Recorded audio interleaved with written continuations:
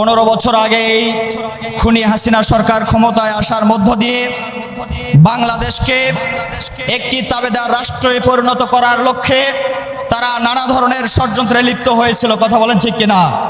তার অংশ হিসেবে এদেশের দেশপ্রেমিক সৎ এবং যোগ্য 57 জন সেনা অফিসারকে হত্যা করার মধ্য দিয়ে তারা এ দেশকে তাবেদার রাষ্ট্রে পরিণত করার সূচনা শুরু করেছিল। সম্মানিত উপস্থিতি, এ দেশকে ইসলাম শূন্য করার ষড়যন্ত্রে লিপ্ত হয়ে বাংলাদেশ জামায়াত ইসলামীর শীর্ষ পর্যায়ে নেতৃবৃন্দদেরকে তারা ফাঁসির রশিতে ঝুলিয়েছে। তাদের কোনো অপরাধ ছিল না, তাদের অপরাধ শুধু একটা ছিল, তারা এ দেশকে দুর্নীতিমুক্ত করে গড়ার স্বপ্ন দেখেছিলেন। তাদের একটি স্বপ্ন ছিল, এই দেশে যেন কোনো দুর্নীতিবাজ ওই ক্ষমতার মসনদে না বসতে পারে, সেই স্বপ্ন দেখেছিল। তাদের স্বপ্ন ছিল এ দেশের সংসদ যেন কোরআনের আলোকে চলে, সেই স্বপ্ন দেখায় তাদের অপরাধ ছিল।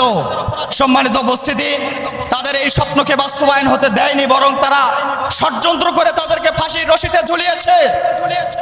ইসলামী ছাত্র শিবিরের অসংখ্য ভাইকে গুম করে ফেলেছে। ইসলামী ছাত্র শিবিরের ভাইদেরকে দেশের নেতৃত্বের কারিগর বলা হয়। এই নেতৃত্বের কারিগরদেরকে ধ্বংস করে দেওয়ার ষড়যন্ত্রে তারা লিপ্ত হয়েছিল। ইসলামী আন্দোলনের দায়িত্বশীলদেরকে হত্যা করার মধ্য দিয়ে তারা এদেশ থেকে যে ইসলাম নির্মূল করার ষড়যন্ত্রে লিপ্ত হয়েছিল, আজকে তারা ব্যর্থ হয়েছে।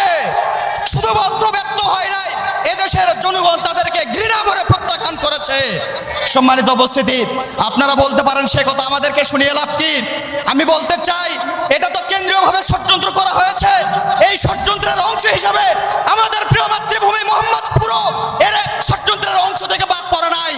আপনারা দেখেছেন গত আমাদের জাতীয় ইউনিয়ন পরিষদের নির্বাচনে এদেশের অসহায় মানুষগুলো খুব বুক ভরা আশা নিয়ে ভোট কেন্দ্রে গিয়েছিল ভোট দেওয়ার জন্য। ষড়যন্ত্র করে তাদের ভোট অধিকার হরণ করা হয়েছে, তাদেরকে ভোট অধিকার প্রয়োগ করতে দেওয়া হয় নাই। সম্মানিত উপস্থিতি, আমরা বলতে চাই, আপনাদের এই দিন শেষ হয়ে গেছে, আপনাদের দিন শেষ হয়ে গেছে। জনগণ আপনাদেরকে ঘৃণা ভরে প্রত্যাখ্যান করেছে। আল্লামা সাঈদী একটা কথা বলেছিলেন, এদেশের তৌহিদি জনতা গাছের গোড়া দিয়ে একটু নাড়া দিবে, মামু বাড়ি দিল্লি গিয়া পড়বা। আজকে তাই পরিণত হয়েছে। সম্মানিত উপস্থিতি, আমরা বলতে চাই, আগামী দিনে এই দেশে একটা দুর্নীতি মুক্ত, শোষণ মুক্ত একটা সংসদ গঠন করার মধ্য দিয়ে খুনি হাসিনা সহ তাদের দোসরদেরকে এই দেশে ফিরে নিয়ে আসে আইনের কাঠগড়ায় দাঁড়িয়ে তাদেরকে ফাঁসি কার্যকর করা হবে ইনশাআল্লাহ। সম্মানীয় উপস্থিতি, আমি আপনাদেরকে বলতে চাই, আজকের এই সমাবেশ থেকে আমি আপনাদেরকে বলতে চাই, আজকে মোহাম্মদপুরবাসীকে সিদ্ধান্ত নিতে হবে, আজকে তৌহিদি জনতাকে সিদ্ধান্ত নিতে হবে। বুকের তাজা রক্ত ঢেলে দিয়ে হলেও আল্লামা দেলোয়ার হোসেন সাঈদী যে দেশ গড়ার স্বপ্ন দেখেছিলেন, যে কোরআনের সংসদ গড়ার স্বপ্ন দেখেছিলেন, সেই সংসদ গড়ার জন্য আপনারা কি প্রস্তুত আছেন? আল্লাহ রাব্বুল আলামিন আমাদেরকে তৌফিক দান করুন। আগামী দিনের সংসদ কোরআনের সংসদ হবে, আগামী দিনের সংসদ আল্লামা সাঈদীর স্বপ্নের সংসদ হবে ইনশাআল্লাহ। সকলকে ধন্যবাদ জানিয়ে আজকের কথা শেষ করছি। আসসালামু আলাইকুম ওয়া রাহমাতুল্লাহ।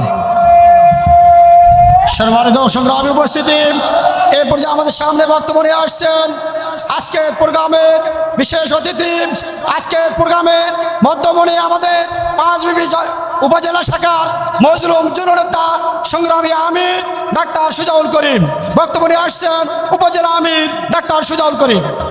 ঘরে ঘরে চাকরি দিবে, বিনা পয়সা সার বিতরণ করবে। করেছে তাহলে মিথ্যার হাফেজ কিনা? শুধু কি তাই, ওনার মন্ত্রী পরিষদ আজে বাজে এত মিথ্যা বলে গেছেন, মানুষ তো দূরে থাক, শয়তানও বিশ্বাস করেনি। রানা প্লাজা ভাঙ্গিছে জামাত শিবিরা ঠেলা মারে, শয়তান বিশ্বাস করেছে? শয়তান বিশ্বাস করেছে? শয়তানও বিশ্বাস করেনি। সুতরাং যারা এই মিথ্যাবাদী, বিগত সরকার ছিল মিথ্যার উপরে টিকা ছিল, দিনের ভোট রাতে বাক্স করে দিয়ে আবার বলে ভোট কেন্দ্রে গেলে সকাল 8টা আগে দিনের বেলায় কুকুর ছাড়া কিছু পাওয়া যায় না।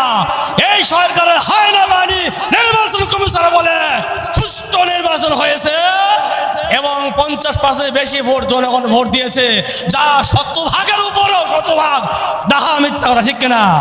সুতরাং যুগ জনে যারা মিথ্যা নিয়ে ক্ষমতা বসেছিল, আল্লাহ তাদেরকে নিকৃষ্টভাবে ক্ষমতাতে বিদায় করেছে, ঠিক কিনা? প্রিয় ভাইরা, নিকৃষ্টভাবে বিদায় হয়ে গেছে, কারণ তাদের সবচেয়ে বড় শত্রু ছিল টুপিওয়ালা, দাড়িওয়ালা, ঠিক কিনা? টুপি দেখলে অ্যালার্জি হয়, দাড়ি দেখলে অ্যালার্জি হয়, বোরকা পরলে অ্যালার্জি হয়, ঠিক কিনা? এখন যে কালে খাল খুঁড়েছে সেই খালেই পড়ে গেছে, ঠিক কিনা? একটা উদাহরণ দিচ্ছি, দিয়ে শেষ করতেছি। নূহ আলাইহিস সালাম আল্লাহ পাক বলে নৌকা বানাও, কেন? জাতীয় কথা শুনতেছে না, বন্যা হবে। নূহ আলাইহিস সালাম নৌকা বানালেন। নৌকা বানানোর পর জাতিরা বললো তখন, এরে নৌকা কা বন্যা হবে, কিসের বন্যা? নৌকাকে অবজ্ঞা করলো। অবশ্য নৌকা বানা হয়ে গেল, তখন সবাই মিলে চেষ্টা করলো যে নৌকা পায়খানাকে পরিপূর্ণ। রব্বুল আলামিন এই নৌকা তো পানি পরিপূর্ণ করতে পায়খানা, আল্লাহ পাক তুমি চুপ থাকো। যারা পায়খানা করবে তারা কি মক্কা কার হাতে? অবশ্যই দেখা গেল পায়খানা করতে করতে নৌকা তখন ভরে গেল। এক কুষ্ঠরোগ পায়খানা করার পর নৌকার মধ্যে ডুবে পায়খানা সাগরে ডুবে উঠে দেখে, পরিষ্কার করে দেখে তার গায়ে সমস্ত কুষ্ঠরোগ ভালো হয়ে গেছে। এই ঘটনা প্রচারের পর যত এলাকায় ছিল কুষ্ঠরোগী, অন্ধ রোগী, সবাই ওই নৌকার পায়খানার মধ্যে গোসল করে আর রোগ আল্লাহ ভালো করে দেয়। এক সময় দেখা গেল নৌকার কোনো পায়খানা থাকলো। যারাই পায়খানা ব্যবস্থা করলো তারাই আবার কি করলো? শেষ করলো। এই হায়না সরকার এই জন্য টুপি দাড়ি দেখলে এলার্জি বাড়ে, ধর্মীয় লোকদের কাছে অত্যাচার করেছে। প্রিয় ভাইরা, আপনারা খুশি হবেন, দাড়ি কাটে দরবের বাবা চলে যায়, ঠিক কিনা? ওই দাড়ি কাটে জামাত ইসলামে যত নির্যাতন করা হয়েছে, কোন ভাই দাড়ি কাটে না, ঠিক কিনা? যেখানে ঘটনা করা হলো মহিলারা পর্দা করতে পারবো না, বোরকা পরতে পারবো না কলেজে, আবার ওরাই বোরকা পরে এয়ারপোর্টে যায় ধরা খায়, ঠিক কিনা? এই জন্য হায়না সরকার, এই মিথ্যাবাদী সরকারকে বাংলার জনগণ আর এক মিনিট কথা শুনতে চায় না, ঠিক কিনা? এখন সারা দেশে রব উঠেছে, তুই মানুষ না আওয়ামী লীগ রে, তার মানে আওয়ামী লীগ কোনো মানুষের চাতের মধ্যে পড়ে না। সুতরাং এই মিথ্যাবাদী সরকারকে কাঁদেও না, হামা বাকাত আলাইহিমুস সামাউ ওয়াল আরদ, এদের মরে গেলে, এরা বিপদে পড়লে আসমান জমিনে কেউ কাঁদবো না, হাসবে, ঠিক কিনা? বরং হাসবে।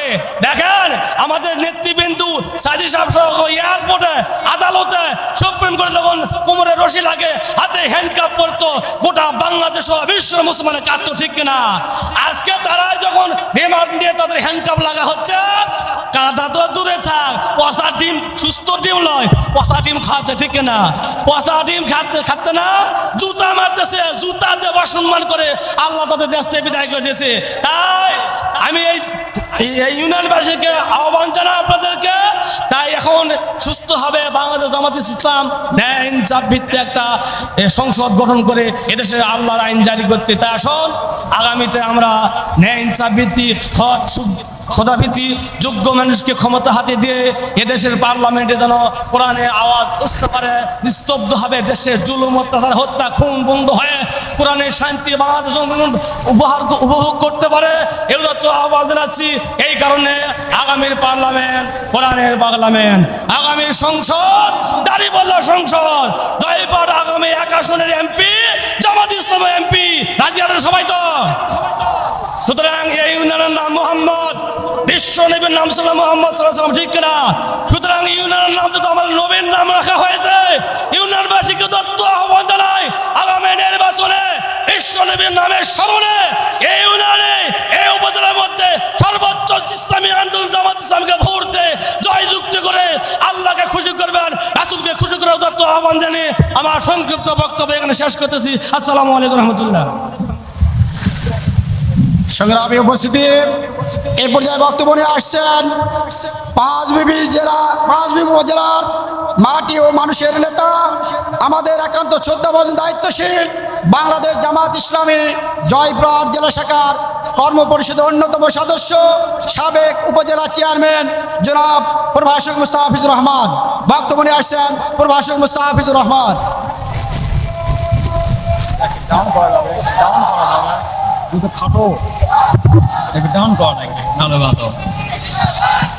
আসসালামু আলাইকুম রহমতুল্লাহি ওয়া বারাকাতুহু। অন্যান্য ধর্ম অবলম্বনকারী ভাইদের প্রতি আদাব ও শুভেচ্ছা। আলহামদুলিল্লাহি রাব্বিল আলামিন, আসসালাতু ওয়াসসালামু আলা সাইয়্যিদিল মুরসালিন ওয়া আলা আলিহি ওয়া সাহবিহি আজমাইন। আউযু বিল্লাহি মিনাশ শাইতানির রাজিম। বিসমিল্লাহির রহমানির রহিম। ওয়ালা তাকুলু লিমান ইউক্তালু ফি সাবিলিল্লাহি আমওয়াত বাল আহইয়া ওয়ালাকিন লা তাশউরুন।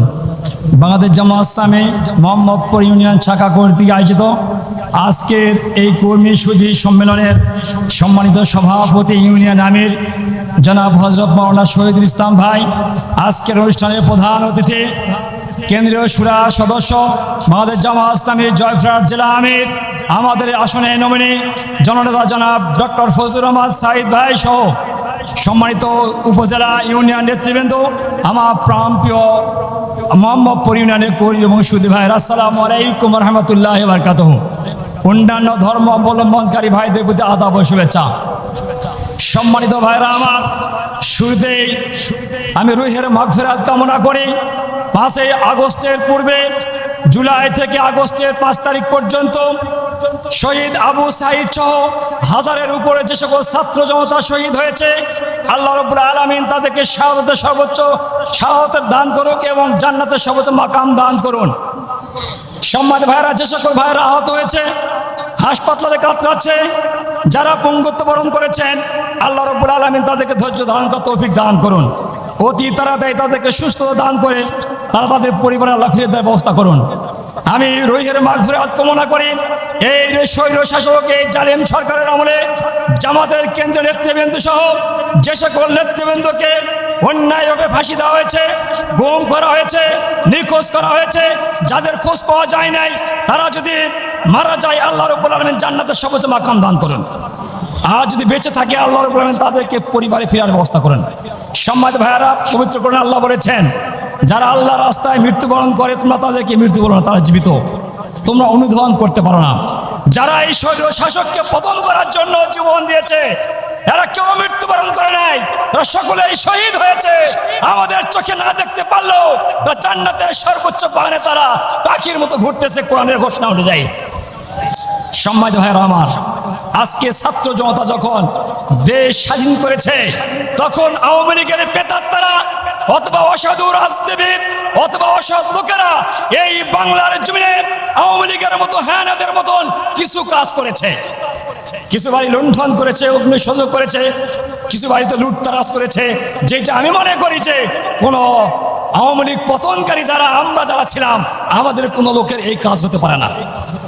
আমি বিনয়ের সঙ্গে আহ্বান করব, এলাকায় যদি এখনো কোনো মানুষ দুর্নীতিপরায়ণ, কোনো চোর বাটপাট ডাকাত যারাই বলছে ভাষাই বলি না কেন, এরকম যদি কোনো লোক আসে, আমরা অবশ্যই সচেষ্ট হব, তাদেরকে অবশ্যই থানায় সোপর্দ করব, ধরে বান্ধার চেষ্টা করবো ইনশাআল্লাহ। এর কারণ যারা সরকার বিরোধী আন্দোলন করেছেন, সকল দলের নেতৃবৃন্দ একমত হয়েছেন, বাংলার জনগণকে শান্তি নিরাপত্তা দেওয়ার দায়িত্ব আমাদের, বাংলাদেশের মানুষকে গণতান্ত্রিক কথা দেওয়ার দায়িত্ব আমাদের। এই জন্য বাংলাদেশকে আমরা অশান্ত করতে চাই না, আমরা দেশকে আমরা শান্তিপূর্ণভাবে পরিচালনা করার চেষ্টা করতে চাই।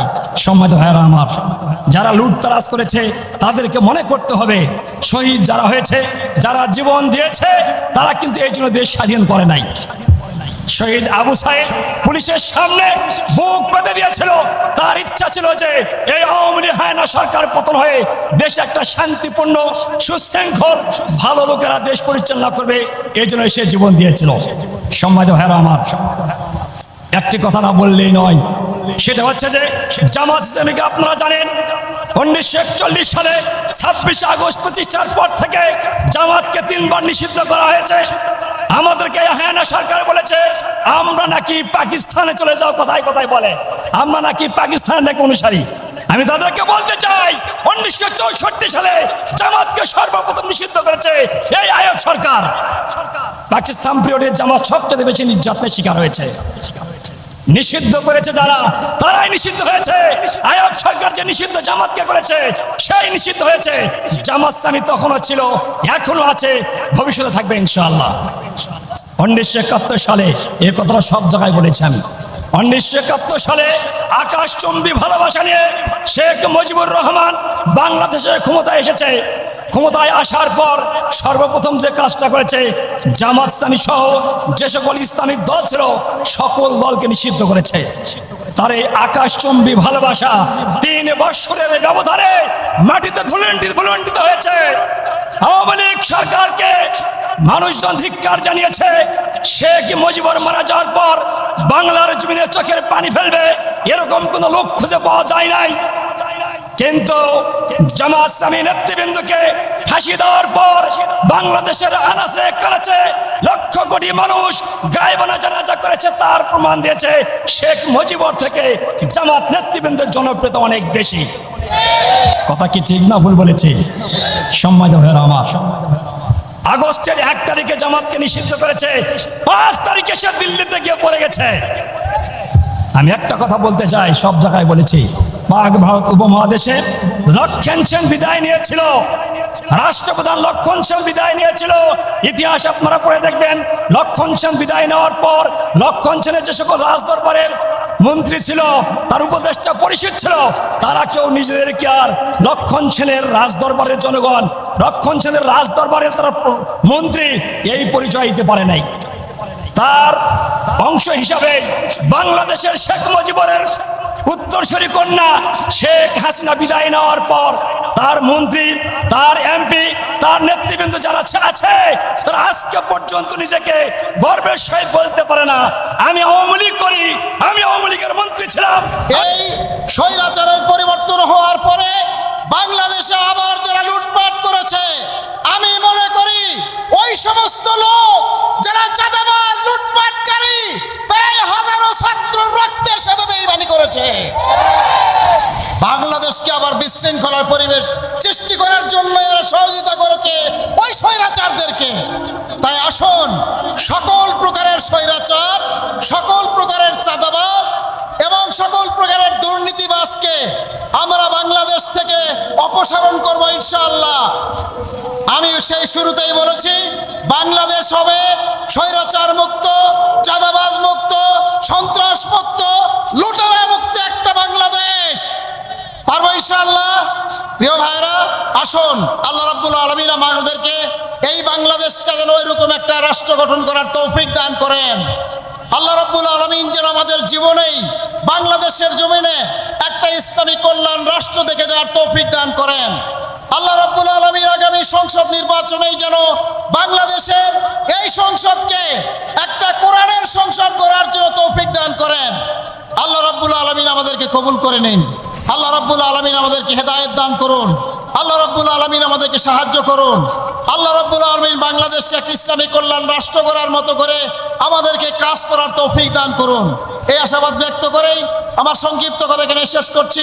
সুবহানাকা আল্লাহুম্মা ওয়া বিহামদিকা আশহাদু আল্লা ইলাহা ইল্লা আনতা আস্তাগফিরুকা ওয়া আতুবু ইলাইক। আসসালামু আলাইকুম ওয়া রাহমাতুল্লাহ।